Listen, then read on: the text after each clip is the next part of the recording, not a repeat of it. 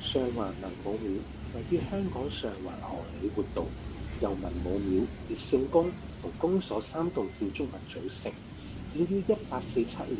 正值香港開埠初期，大量華人來港發展，香港逐漸成為中國同西方嘅一個重要中轉站。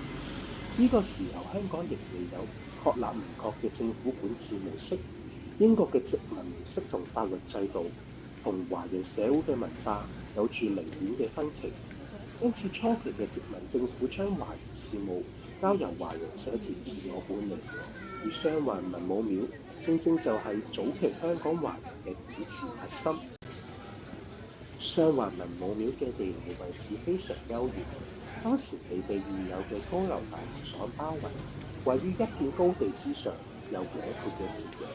而喺1851年，香港最早嘅填海工程文咸填海計劃開展之前，上環嘅海外線位於沿住現今皇后大道到文咸東街一帶，因此當時嘅文武廟係俯視住港口、碼頭同城區嘅地標建築，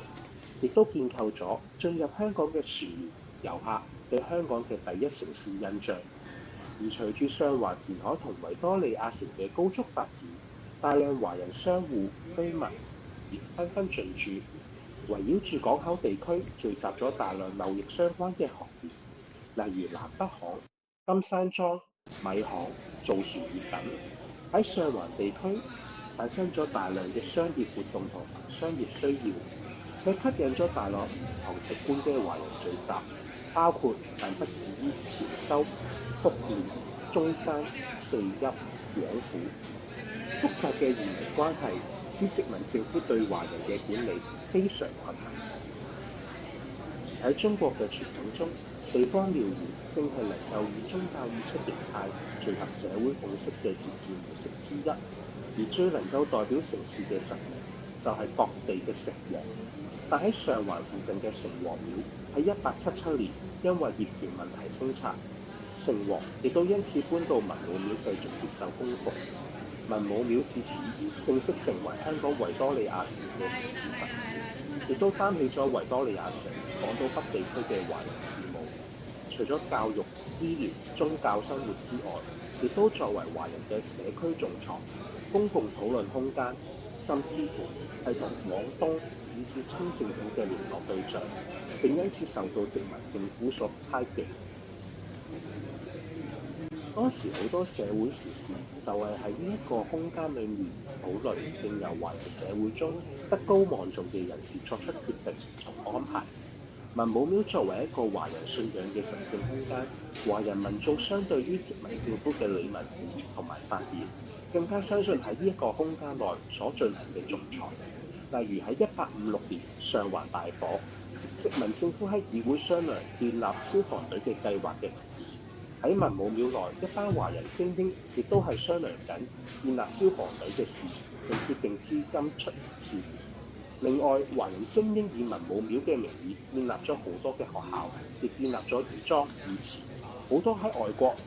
過世嘅華人就係透過香港同文武廟義莊作為中轉站，返到家鄉下葬。而其後東華醫院同保良局嘅建立，文武廟亦都出力不少。後來好多華人籍士之後亦都成為咗東華嘅一員。文武廟仲同當時嘅清政府有聯絡。事實上，文武廟同時供奉文昌、關帝兩尊主神，亦都與此不無關係。喺清末時期，清廷為咗籌措資金，會出賣官像，香港華人從事貿易活動，身為巨富，因此亦都係買家之一。而文昌、關帝作為文同科舉嘅主神，正代表住科舉同考官嘅事業，因此被痛斥供奉喺同一間廟裏面。清政府亦都因此喺文武廟嘅空間之中，同香港嘅華人精英喺文昌、關帝兩位主神嘅見證下進行住買賣官像嘅活動。呢種同清廷嘅密切關係同埋巨大嘅利益網絡，亦都係文武廟能夠取代傳統城隍，成為維多利亞城嘅保護神原因之一。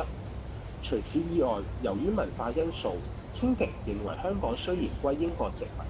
但係香港嘅華人仍然係佢嘅子民，亦都有資格參加科舉考試。因此，清廷嘅官員途經香港嘅時候，亦都會係由文武廟出面接待，而並非英政府。文武廟作為民間組織，擔負起香港嘅華人社會同埋中國政府嘅聯絡使命。呢一點引起咗英國殖民政府嘅深切不滿，亦都係以後東華組織能夠取代廟會嘅原因之一。文武廟喺香港有住重要嘅地位，直到1908年，政府頒布文武廟條例，文武廟同相關嘅廟產歸入東華醫院管理。文武廟喺華人社會嘅權力、地位、社會關係網絡同埋義務都被過渡到東華醫院。時至今時今日，文武廟成為咗法定古蹟、